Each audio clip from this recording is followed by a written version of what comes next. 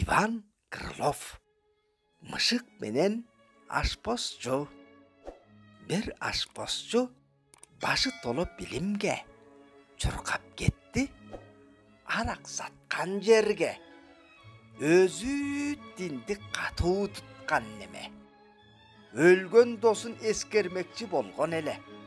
А үйдө тамак ашты чычкандан кайтарсын деп коюп кетти мышыкты. Кайра келип көрбөс бекен кызыкты. Бирок желип калганы жерге чачылган.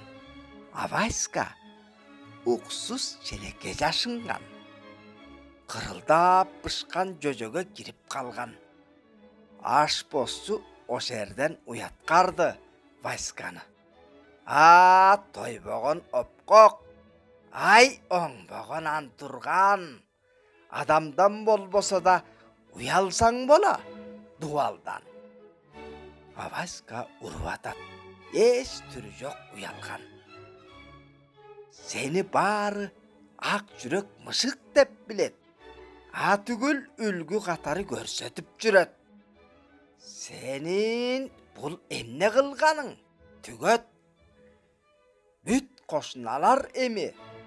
Васька алдамчы, Васька ууру дейт сени. Кой корого жолотпогондой бөрүнү муну да ашканадан кылыш керек жат. Жоготуу парс кородон алсайдап. Бул бир бале, бул оору, бизге келген азап. Дешип баары албетте сөзсүз айтат. А Васька угуп коюп уруп атат. Насаатчым айтып акыры нуска сөздүн аягын таппай калды.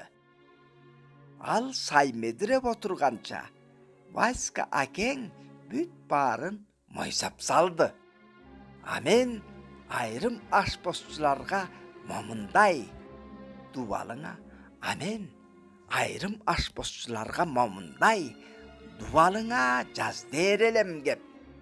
Колдончу жерде былжырап олтурбай, колдончу бийликти колдонуш керек. Которгон Аман Токтогулов.